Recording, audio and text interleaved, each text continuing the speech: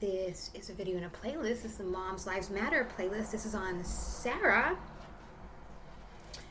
You heard of the God of Abraham, Isaac, and Jacob. Okay, well, Sarah is one of the founding mothers. That's Abraham's wife. Now, Abraham was the descendant of Terah.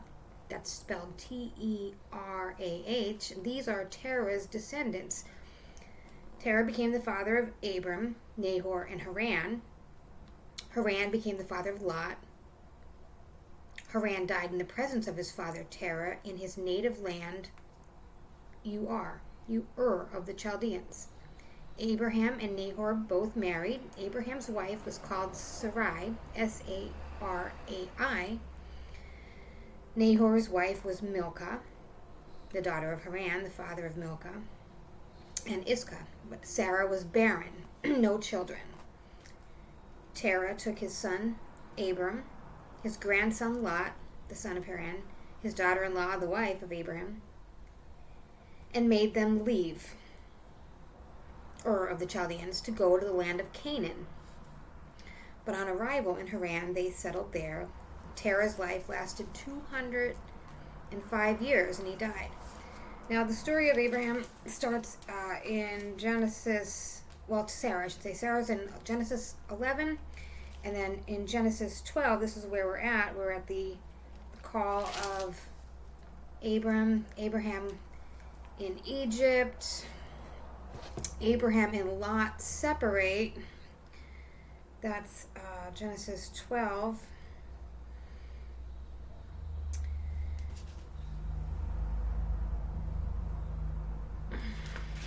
We see Sarah here in line 11.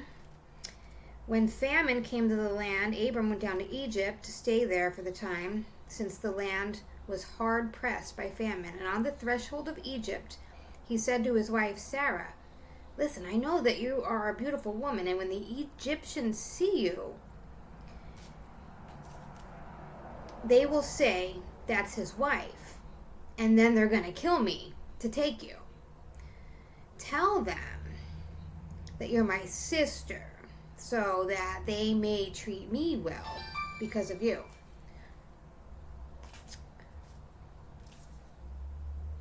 "And spare my life out of regard for you." And when Abram arrived in Egypt, the Egyptians did indeed see the woman was beautiful. Pharaoh's officials saw her, and they sang praises to Pharaoh, and the woman was taken in to Pharaoh's palace. He treated Abraham well because of her and received flocks, donkeys, men, women, and slaves, she-donkeys, and camels. But the Lord inflicted severe punishments on Pharaoh and his household because of Sarah. So Pharaoh summoned Abram and said, "What is this you've done to me? Why did you not tell me she was your wife? Why did you say she was your sister? I took her for my wife. Here, take your wife back and go." And Pharaoh committed men to him to escort him back to the frontier with his wife and all that he possessed. And then we have from Egypt, Abraham returned to Negeb with his wife and all he possessed. Okay, so we have also a line from Genesis 20. Now, Genesis 20 is after. Now, here we are on 13. Abraham and Lot separate. We have the campaign of the 4 great kings.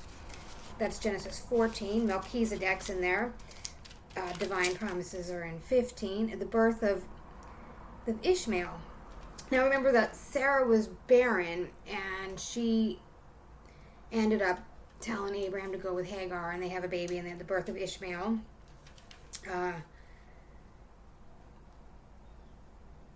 And then we have Ishmael, and that line became a great nation. The covenant of circumcision was over there with that slave girl.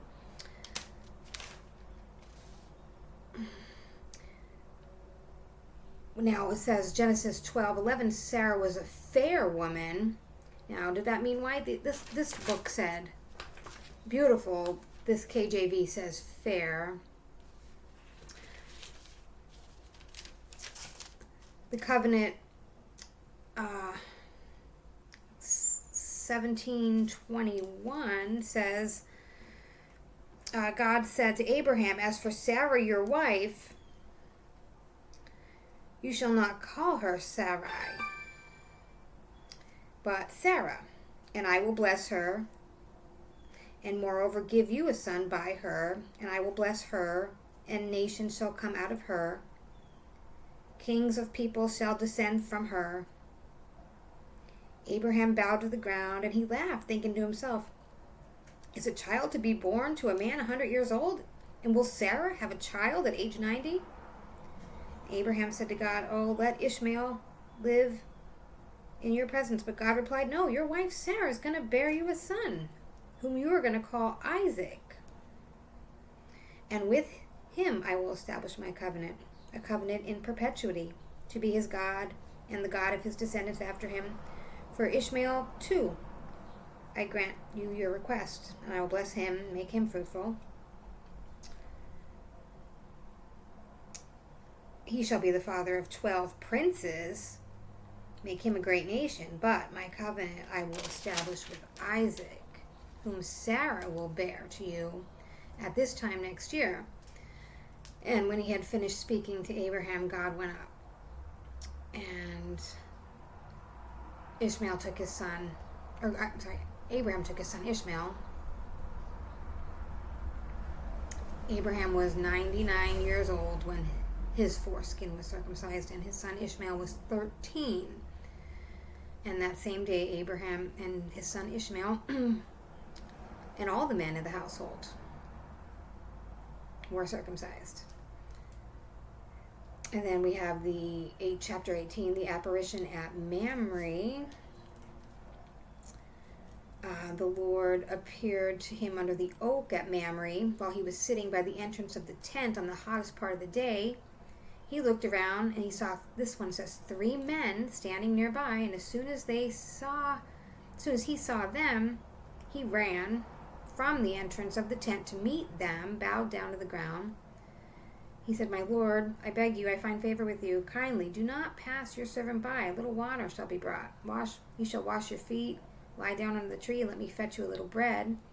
And you shall come and shall refresh yourselves before going further.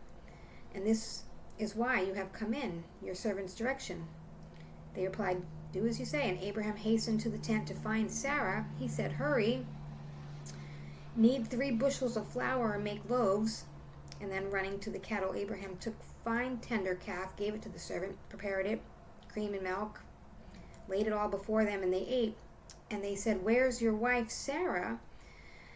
They asked him, and she's in the tent, he replied. Then his guest said, I shall visit you again next year without fail, and your wife will have a son. And Sarah was listening at the end of the entrance of the tent. Now Sarah and Abraham were old, well on in years. Sarah had ceased to have her monthly periods. Sarah was laughing, thinking, I'm past the age of childbearing. My husband's an old man. Is pleasure going to come my way again? But the Lord said to Abraham, why did Sarah laugh, saying, am I really going to have a child now that I'm old? Is anything too wonderful for the Lord? And at the same time next year I shall visit you again, and Sarah shall have a son. I didn't laugh, Sarah said, lying because she was afraid. But he replied, yeah, you did laugh. So then we got their men set out, and they arrived in the site of Sodom. And then we have the destruction of Sodom in 19. And the origin of the Moabites. And then Genesis 20, Abraham at Gerar. Abraham left there for the land of Negeb, settled between Kadesh and Shur, saying, for a time being at Gerar. Of his wife Sarah, Abraham said, she's my sister. And Amalek, the king of Gerar, had brought Sarah to him. But God visited Amalek in a dream. You are to die, he told him, because of the woman, Sarah. She's married. Amalek, however, had not gone near her, so he said, "My lord, why would you kill these innocent people? Did he not tell me himself that she's my sister?" And she did not say herself, "He's my brother. I did this with a clear conscience and a clean hands." "Yes, I know," God replied in the dream, "that you did this with a clear conscience, and it was I who prevented you from sinning against me. That's why I did not let you touch her. Now send the man's wife back. He is a prophet and can intercede on your behalf for your life. But understand, if you do not send Sarah back, you will most surely die, you and all your people."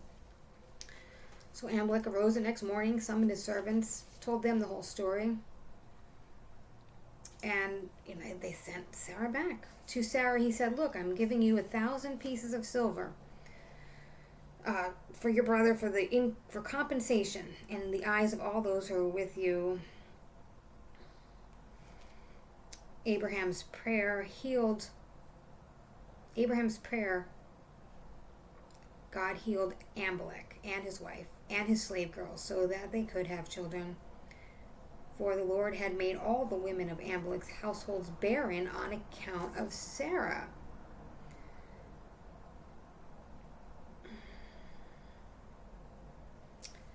We have 1 Peter 3:6, "Even Sarah, whose daughters ye are, as long as you do well and are not afraid with any amazement." Genesis 16:2, "Abram hearkened to the voice of Sarah." Sarah was 127 years old. That was Genesis 23:1.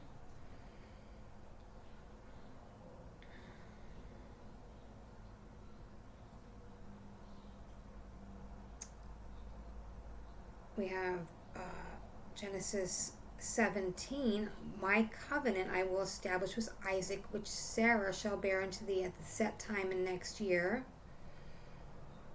The example of Hagar and Sarah was Galatians 4. "Let me ask those of you who want to be the subject of the law. Do you not hear what the law says? It says that Abraham had 2 sons, one by a slave woman and the other by a free woman.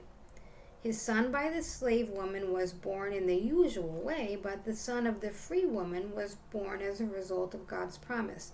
These things can be understood as a figure. The 2 women represent 2 covenants. The one whose children are born in slavery is Hagar. She represents the covenant at Mount Sinai. Hagar, who stands for Mount Sinai, is in Arabia. It is the figure of the present city of Jerusalem, in slavery with all its people. But the heavenly Jerusalem is free. She is our mother, for the scripture says, 'Be happy, you childless woman, shout and cry with joy, you who never felt the pains of childbirth, for the woman who was deserted will have more children than the woman whose husband never left her.' Now you, my friend, are God's children as a result of his promise, just as Isaac was. And at that time, the son who was born in the usual way persecuted the one who was born because of God's Spirit, and is the same now. But what does the scripture say? It says, 'Send the slave woman and her son away. For the son of the slave woman will not have part of the father's property along with the sons of the free woman.' So then, my friends, we are not the children of the slave woman, but of the free woman." There is a different Sarah in Tobit, but I'm not going to mention that one.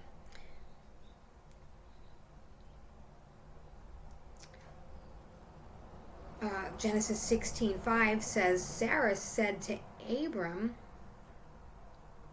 my bad, "I have given my maid to thy bosom, and when she saw that she conceived, I was despised in her eyes. The Lord judged between me and thee." But Abraham said to Sarah, "Behold, thy maid's in thy hand, do to her as it pleaseth thee." And Sarah dealt harshly with her, and she fled from her face. That was Genesis 16. Genesis 17:15, that's where they changed their name to SARAI to Sarah. I'm cutting this.